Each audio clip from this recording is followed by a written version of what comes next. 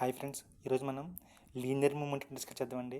Linear మూమెంటంని తెలుగులో రేఖీయ ద్రవ్యం కూడా అంటారు. ఏదైనా సరే ఒక లారీ కానీ, ఒక సైకిల్ కానీ ఒక గోడను గుద్దాయనుకోండి, లారీ చేసే డ్యామేజ్ కంటే సైకిల్ చేసే డ్యామేజ్ చాలా తక్కువ ఉంటుందండి. ఈ యొక్క కాన్సెప్ట్ని ద్రవ్యవేగం అనేది వివరిస్తుందన్నమాట. ఆ ద్రవ్యవేగాన్ని పీతో కూడా చూస్తారన్నమాట అండి. అసలు ఆ ద్రవ్యవేగం అంటే ఏంటో చూద్దాం. ద్రవ్యవేగం అనేది రెండు ఆటల మాదిరిగా ఉంటుందన్నమాట అండి. అదేంటంటే చలనంలో ఉన్న వస్తువు యొక్క ద్రవ్యరాశి, అలాగే దాని వేగం మాట అండి. న్యూటన్ ఏం చేశాడంటే చలనంలో ఉన్న ద్రవ్యవేగాన్ని చలనంలో ఉన్న వస్తువు యొక్క ద్రవ్యరాశిగా వివరించడమంట. అదే చలనంలో ఉన్న వస్తువు యొక్క ద్రవ్యవేగం పి అని మనకు తెలుసు. ఆ వస్తువు యొక్క ద్రవ్యరాశి ఎం అయితే ఆ వస్తువు యొక్క వేగానికి లబ్ధంగా ఉంటుందన్నమాట అండి. అందువల్ల పి ఈక్వల్ టు ఎంయుగా రాయొచ్చన్నమాట. దీన్నే వస్తువు యొక్క ద్రవ్యరాశి ఉంటుందన్నమాట.